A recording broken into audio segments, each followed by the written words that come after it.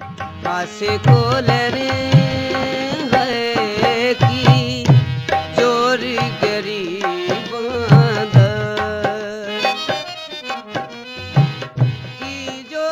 thought it would be just I would drive about 100 feet and there'll be a palace. No, but it was one turn and then another turn and then another turn, and the time that I got through was like I was looking forward now. What next? There's a huge gate and then you turn and then there's another huge gate and then there comes a palace. It was actually like I've been transported to that era.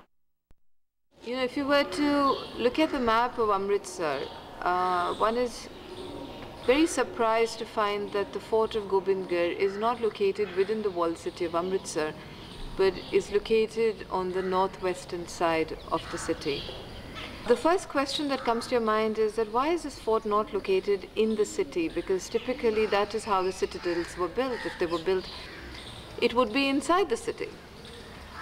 And understanding the history of the period and of the region of Punjab, and then you realize that this fort was actually built to protect the city of Amritsar, because in the heart of the city lies the Golden Temple.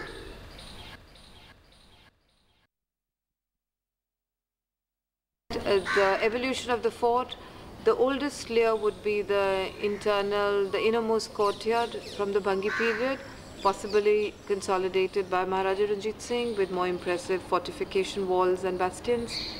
And the second layer would be the early 19th century layer, which were done during Maharaja Ranjit Singh's period by him, which were the introduction of the ravelins and the moat.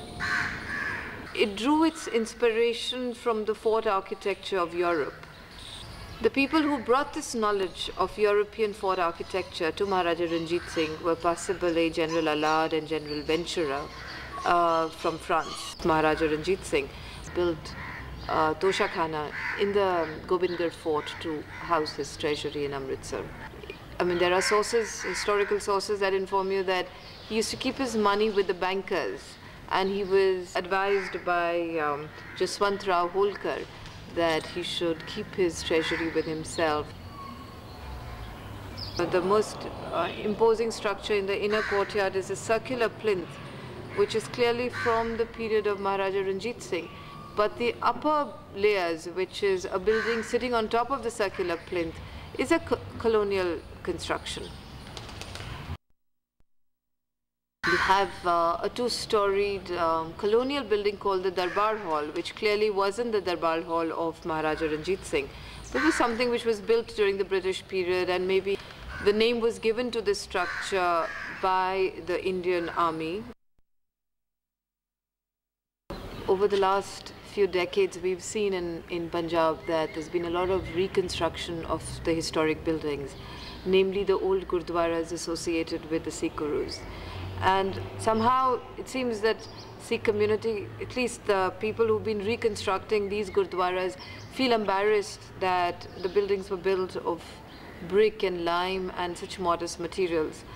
Now, it's very important for all of us to recognize that, you know, there is a certain knowledge and there's a certain value associated with the kind of materials we use.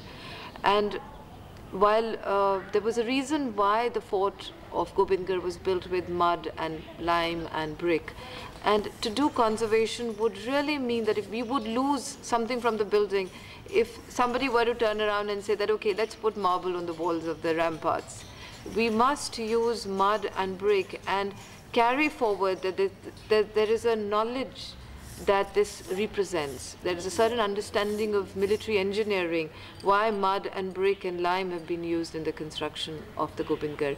And we need to use the same material for its conservation.